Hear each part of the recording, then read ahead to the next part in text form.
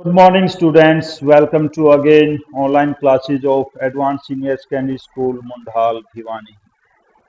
My name is Manoj Kumar. Today I am going to teach you अर्थशास्त्र of कक्षा 10 अध्याय 2 भारतीय अर्थव्यवस्था के क्षेत्र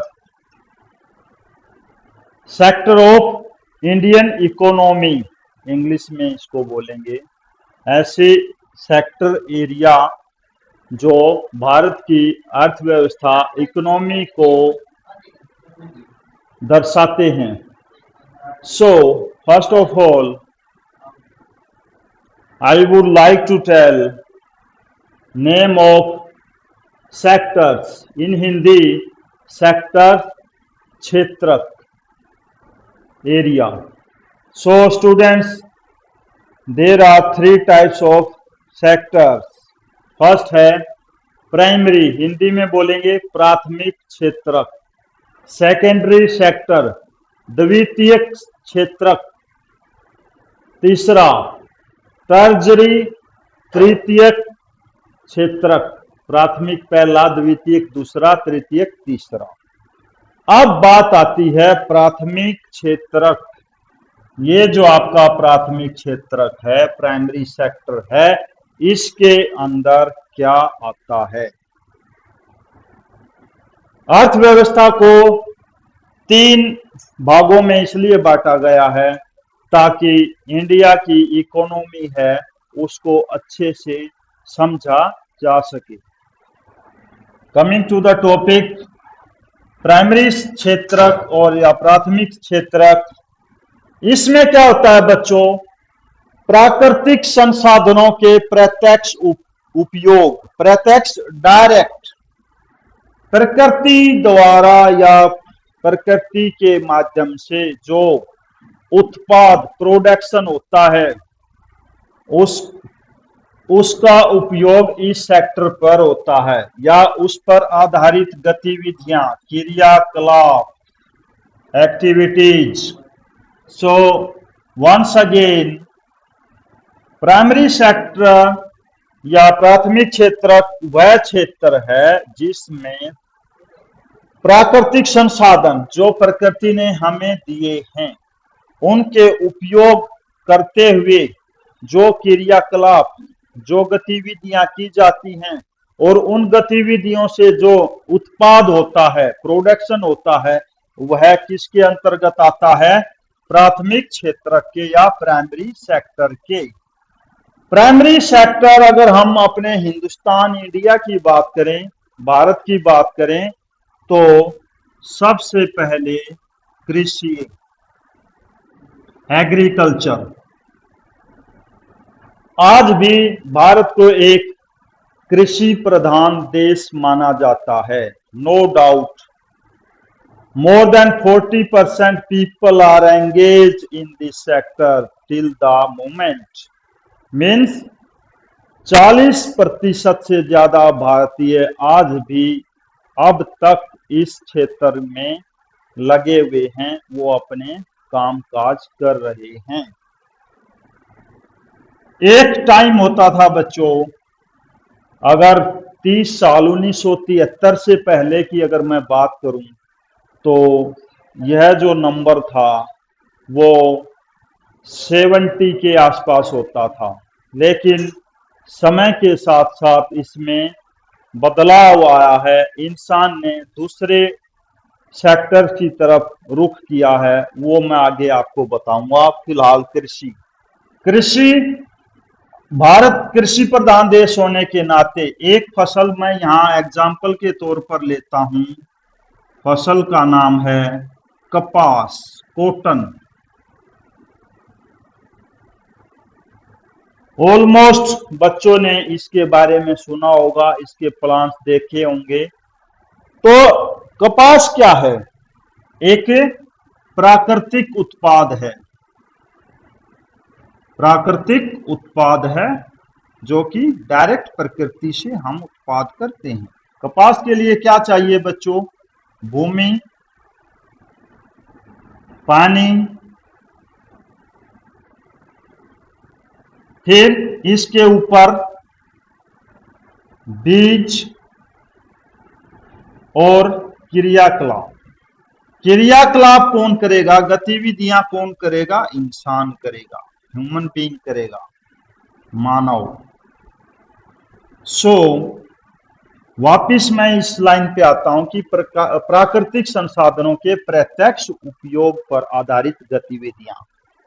सो कपास की फसल नेचुरल प्राकृतिक संसाधन पे आई, इसमें जो जरूरतें पड़ी वो भी प्राकृतिक चीजें थी, और इस तरह से इंसान ने अपनी गतिविधियां क्रियाकलाप करके कपास की फसल का उत्पादन किया, जो कि प्राइमरी सेक्टर के अंदर आती है, इज कॉल्ड आल्सो कृषि, एग्रीकल्चर। सो यहां तक मुझे उम्मीद है आपको समझ में आ गया होगा। नेक्स्ट जो सेक्टर है उसको लेते हैं। नेक्स्ट सेक्टर है आपका सेकेंडरी सेक्टर, द्वितीयक क्षेत्र। इसके अंदर क्या होता है बच्चों, प्राकृतिक उत्पादों का विनिर्माण। विनिर्माण, जो प्राकृतिक उत्पाद हमने लिया था, कॉटन, कपास, उसका विनिर्माण। विनिर्माण प्राकृतिक उत्पादों का विनिर्माण कर देना, दोबारा से उनका फॉर्म, रूप बदल देना। यहां पर एक कारखाना में जाएगी कपास, तो इसको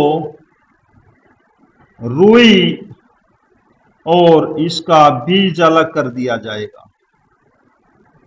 फिर इसको आगे प्रोसेस करके रेशे में बदल दिया जाएगा, रेशे या धागे में। धागे से आगे कपड़ा, कपड़े को फिर आगे रीडिस्ट्रीब्यूट करके जिस भी जरूरत के हिसाब से, जरूरत अनुसार इस्तेमाल किया जाएगा।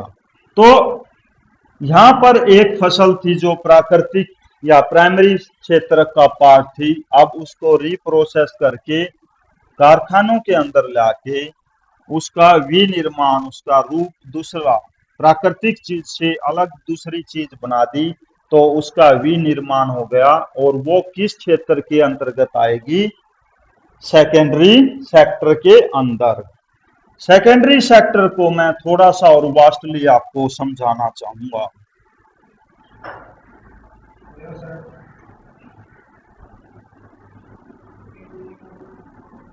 सेकेंडरी सेक्टर,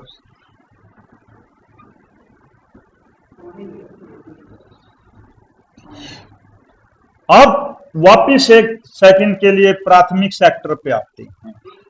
इंसान अपनी जरूरत के खपत के हिसाब के अलावा जो चीजें सरप्लस,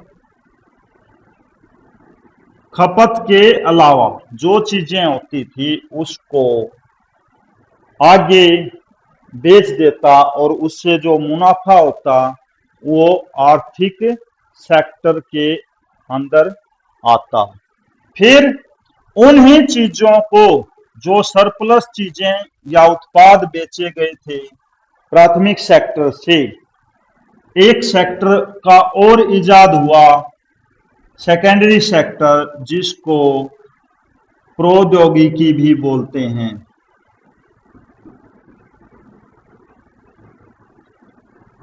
या उद्योग,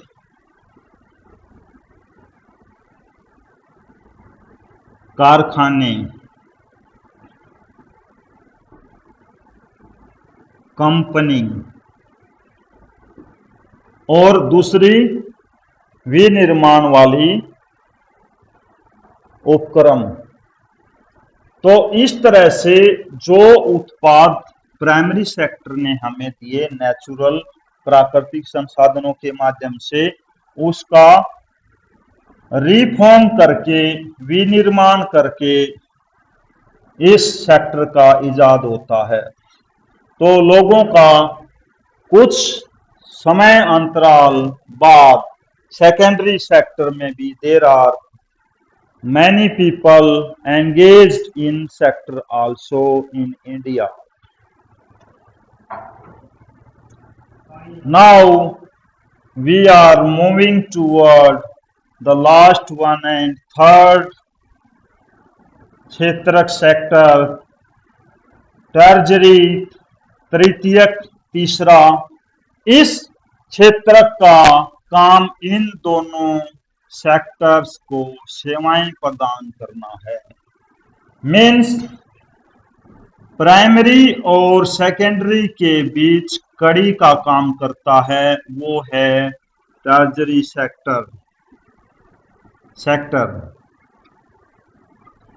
अब इन दोनों को अपने उत्पादों को आगे फर्दर करने के लिए, बढ़ाने के लिए, क्रियाकलाप को नया रूप देने के लिए एक सेवा सेक्टर की जरूरत पड़ती है और वो कहलाता है टर्जरी या तृतीयक क्षेत्रक। इसके अंदर बच्चों हमने एक वापिस उदाहरण लिया था, कपास आ गया था फर्स्ट, सेकंड इससे रेशा या कपड़ा बन गया था। अब इसको कपास को कारखाने तक पहुंचाने के लिए और रेशे में कन्वर्ट करने के लिए एक सेक्टर की जरूरत पड़ी जिसका नाम है टर्जरी या तृतीयक सेक्टर या सेवा सेक्टर। तो कपास को रेशे में वाले कारखाने तक पहुंचाने के लिए एक सेक्टर, एक चीज की जरूरत पड़ी जिसका नाम है ट्रांसपोर्ट, यातायात। यातायात एक ऐसा माध्यम आया जिससे दोनों ही सेक्टर को जरूरत थी। कपास को रुई वाले रेशे वाले कारखाने तक पहुंचाने के लिए जब रेशा या कपड़ा बन गया यहाँ पर, तो उसको आगे थोक या होलसेलर के पास पहुंचाने के लिए फिर ट्रांसपोर्ट की जरूरत पड़ी। तो इस तरह से इस जो ट्रांसपोर्ट ने काम किया वो एक सेवा का काम किया, दोनों सेक्टर के बीच कड़ी का काम किया। तो इसलिए इसको बच्चों सेवाएं प्रदान करने वाला सेक्टर भी कहा जाता है। इसमें थोड़ा सा और है, अगले वीडियो में मैं आपको बताऊंगा वास्टली ये सेक्टर अभी कहाँ स्टैंड कर रहे हैं। इंडिया में प्राथमिक सेक्टर की बजाय तृतीयक सेक्टर को बढ़ावा क्यों मिल रहा है, number of percentage of peoples क्यों बढ़ रहे हैं और इनमें कौन सा अधिक प्रभावशाली है। तो इस वीडियो में हमने जाना भारतीय अर्थव्यवस्था के 3 क्षेत्रक, primary, secondary and टर्जरी। Thank you.